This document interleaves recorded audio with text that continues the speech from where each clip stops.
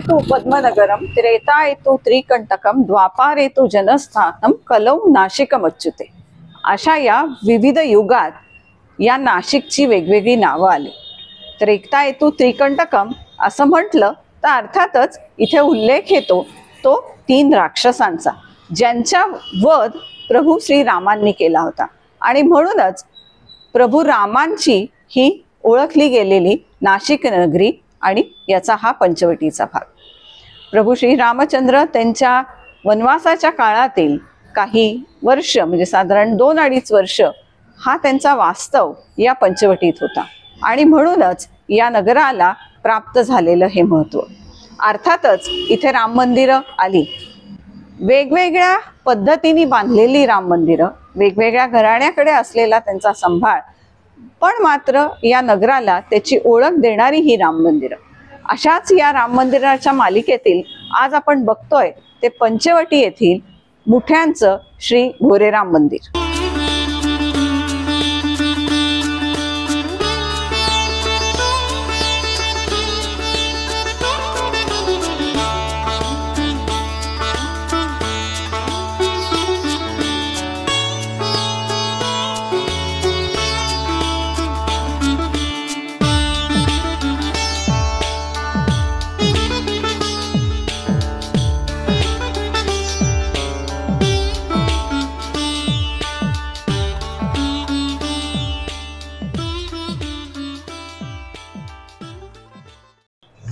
जिथे प्रभू राम आले तिथे त्यांचा भक्त हा मारुती दासाच्या स्वरूपात उभा असतो. आणि म्हणूनही याही गोरेराम मंदिराच्या समोर तुम्हाला तसाच एक दास मारुती उभा असलेला दिसतो. त्याची गदा, याची दिशा खाली आहे, हात जोडलेले आहेत, कारण की ते इथे हे मारुतीराय हे प्रभू रामचंद्रांच्या सेवेसाठी उभा आहेत. आणि म्हणून हे दास मारुती. हेचं मंदिर सुद्धा तुम्हाला दिसतंय की हे दगडी मंदिर आहे. साधारण त्याच काळातलं 200 वर्षापूर्वी बांधलेलं हे मंदिर. आणि हे मारुतीराया असेच उन्हातान्हात उभे राहू नये म्हणून त्यांना केलेली ही सगळी सोय.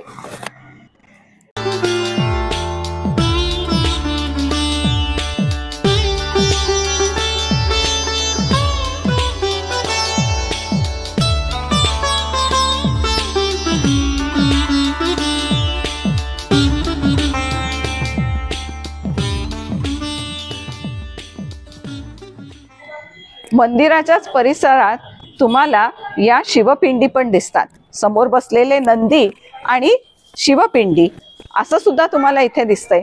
कदाचित वेगवेगळ्या काळात हे बांधले गेले असावे असा आपण अंदाज बांधू शकतो.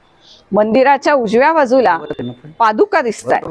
त्या पादुकांचंही दर्शन लोक घेत असतात.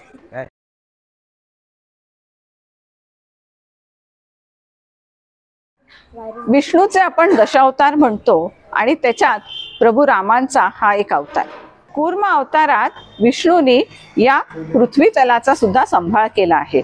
आणि म्हणून देवाच्या समोर मंदिरात जाताना हे तुम्हाला कूर्माचं म्हणजे अर्थातच कासवाचं दर्शन होतं.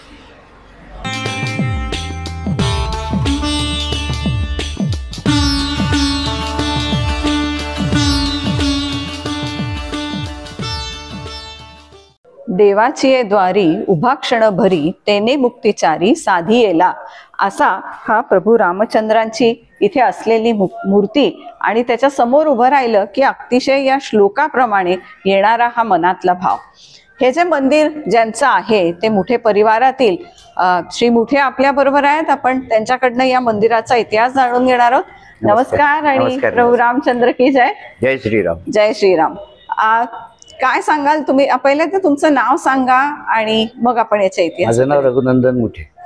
आणि तुम्ही या मंदिराची देखभाल करता? मंदिराची आम्ही सगळे मुठे परिवारच देखभाल करतो. काय इतिहास आहे साधारण? कुठल्या काळामध्ये हे मंदिर बांधलं गेलंय? आणि साधारणतः 200 वर्षापूर्वीचं मंदिर बांधलं गेलेलं आहे. हा, या 200 वर्षापूर्वी म्हणजे त्या काळामध्ये आमचे जे पूर्वज होते त्यांनी इथे समाधी घेतली. हे पूर्वीचं म्हणजे आमचं तसं मुठे घराण्याचं देवघर म्हटलं तरी होतं. बरं. या देवघरात किंवा इथले असलेल्या पूर्वजांची रोज येऊन सर्वांनी दर्शन घ्यावं किंवा प्रार्थना करावी त्यांच्यासाठी म्हणून इथे मग त्या परिवाराने त्या काळी हे गोरेराम मंदिर बांधलं गेलं. म्हणजे मुळातच हे घरातलं एक देवघर तिथे यांच्या पूर्वजांनी घेतलेल्या समाध्या आणि त्या समाधीचं दर्शन हे आपल्या घरातील लोकांना, आपल्या परिवारातील लोकांना सातत्याने व्हावं, रोज व्हावं, यासाठी म्हणून या देवघराला दिलेलं मंदिराचं हे स्वरूप. 200 वर्ष पूर्वीचं म्हणजे साधारण पेशव्यांचा काळ आपल्याकडे येतो आणि पेशव्यांच्या काळाचं स्थापत्य सुद्धा तुम्हाला इथे दिसतं. म्हणजे हे जे वाडा शैलीतलं हे मंदिर दिसतंय की जिथे हे मध्ये तुम्हाला खांब दिसतात, लाकडी खांब आहेत, हे सागाच्या लाकडाचे खांब आहेत आणि त्याला असलेली बाजूला हे नक्षीकाम, वरती असलेली एक ज्याला आपण छज्जा किंवा आजकालच्या शब्दात एक गॅलरी म्हणतो आणि त्याला असलेले कठडे, त्याची असलेली नक्षीकाम, हे सुद्धा त्याच काळातलं हे स्थापत्य. काळ अतिशय अधोरेखित करणारा आणि या मंदिराची शोभा वाढवणारं हे एकंदरीत सगळं लाकडी काम असलेलं याचं हे आपण म्हणूयात डिझायनिंग किंवा स्थापत्य.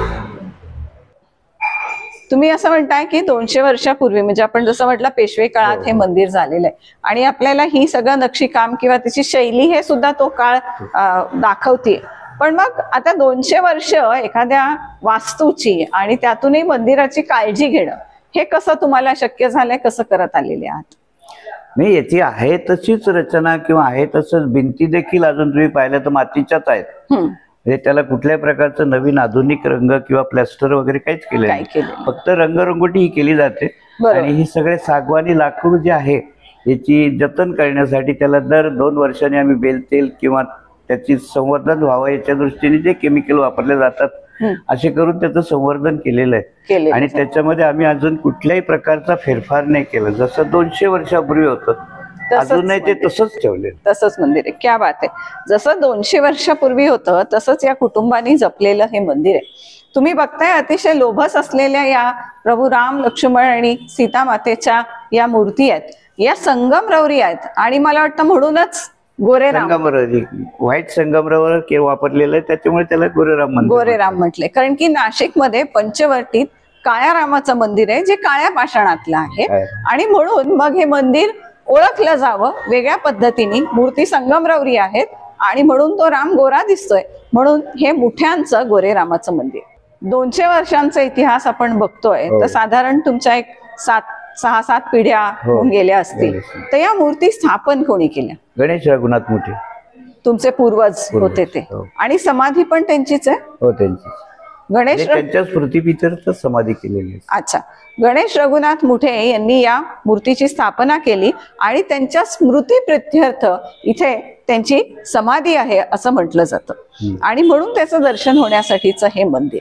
याची पूजा अर्चा कशी होते, काय दिनक्रम? पूजा अर्चा नित्य पूजा असते. सकाळी काकड आरती होते, नंतर नित्य पूजा होते, दुपारच्या वेळेस त्याचं नैवेद्य आणि आरती होते, संध्याकाळी सायं पूजा होते आणि तशी रामनवमीला तर उत्सवाची पूजा असतेच. गुढीपाडव्यापासून उत्सव सुरुवात होतो. गुढीपाडव्यापासून तर एकादशीपर्यंत उत्सव असतो.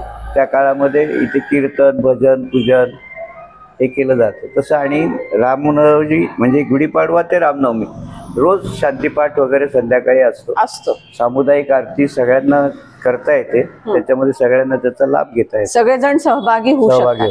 म्हणजे परिवाराचं मंदिर असलं तरी समाजाला सहभागी करून घेणं. मी नेहमी म्हणते की मंदिरं खरं तर ही सामाजिक स्थानं आहेत की जिथे लोक एकत्र येतात, त्यांना काहीतरी बोध होतो, काही त्यांना सांगितलं जातं, आपल्या ग्रंथापुराणांमधनं काही उपदेश केला जातो आणि ती ही स्थानं आहेत जिथनं की ऊर्जा मिळू शकते. आणि अशासाठी म्हणून हा मुठ्यांचा परिवार समाजाला इथे सामावून घेतो आणि इथे उत्सव काळात म्हणजे रामनवमी पर्यंत साधारण 9-10 दिवसांचा, एकादशी 11 दिवसांचा हा जो काळ आहे पाडव्यापासून एकादशी पर्यंतचा, त्या काळामध्ये इथे भजन, प्रवचन, कीर्तन, सामूहिक आरती असे कार्यक्रम होत आहेत. या मंदिराची देखभाल तसं तुम्ही म्हणता तुमच्या परिवाराकडे आहे, याचा ट्रस्ट वगैरे काही नाही, याचा खर्च सगळा तुमचाच परिवार करतो?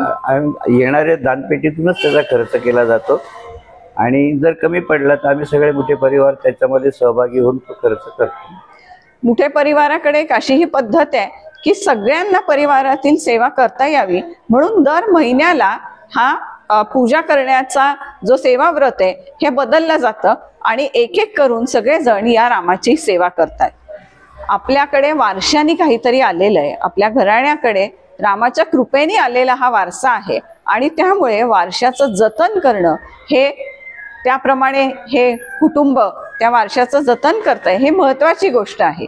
देखभाल करणं सोपं नसतं. पुरातन वास्तू असतात त्याची देखभाल तर अजिबात सोपी नाहीये, पण तरी सुद्धा ती जबाबदारी, ती जाणीव आणि आता तर मुठ्यांचं राम मंदिर हे प्रख्यात झालेलं आहे, नाशिकमध्ये प्रसिद्ध झालेलं आहे.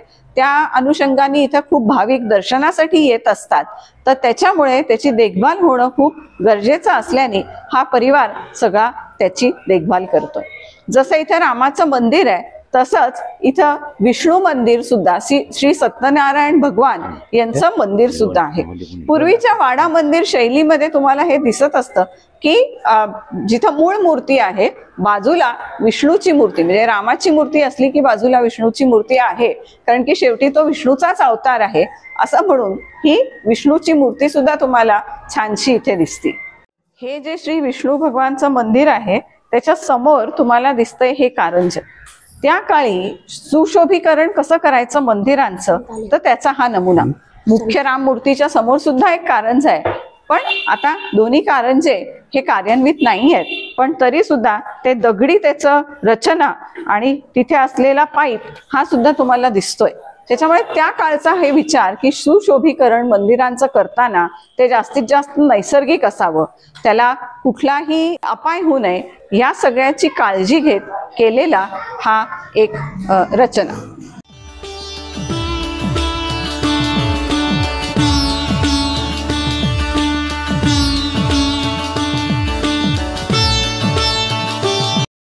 पूर्वीच्या वाडा मंदिर शैलीमध्ये तुम्हाला काही काही खुणा दिसतात. जसं की मी म्हटलं हे खांब आहेत, हे कोरीव आहेत, तशाच या असलेल्या खुंट्या यांचा अनेक प्रकारांनी उपयोग केला जातो. काही अटकवायला, कशाचा आधार घ्यायला, अशा या खुंट्या तुम्हाला या पूर्ण प्रदक्षिणा मार्गावर दिसतात.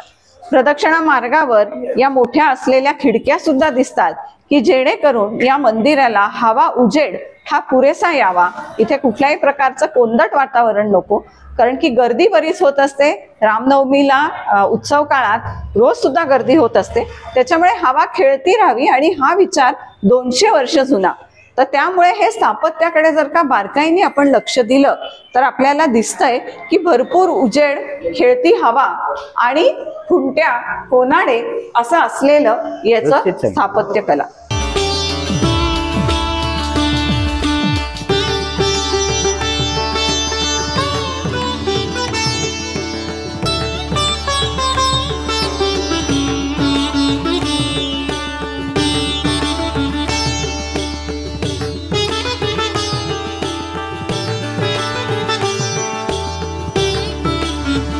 हवेशीर, उजेड आणि प्रशस्त असलेला हा गाभारा आणि तिथे या 3 मूर्तींची असलेली ही स्थापना.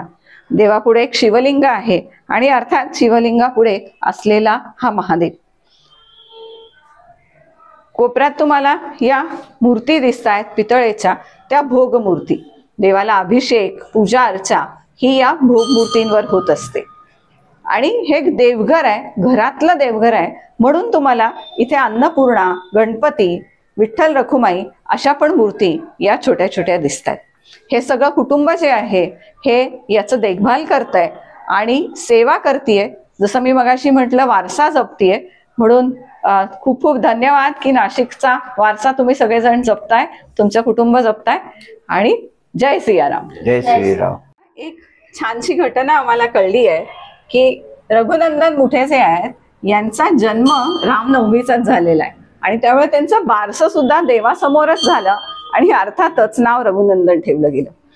हा पुढच्या पिढीचं प्रतिनिधित्व करणारा राघव, ते सुद्धा देवाचंच नाव. मग याच्याकडे येणारी ही परंपरा आहे. तयारी सगळं सांभाळायची. काय बघणार आहेस? मी या मंदिर जर तुटू नाही देणार, म्हणजे जे झालं ते रिबिल्ड करणार आणि कुठले पण म्हणजे घाण असली तर ते साफ करणार. या पिढीपर्यंत ही जाणीव असणं की या मंदिराचं संवर्धन करायचंय, ते तुटू नाही द्यायचंय, त्याची स्वच्छता राखायची आहे, हीच तर खरोखर वारसा पुढे नेण्याची पद्धत. ती जाणीव या पिढीत रुजली आहे हे अर्थातच खूप छानशी गोष्ट.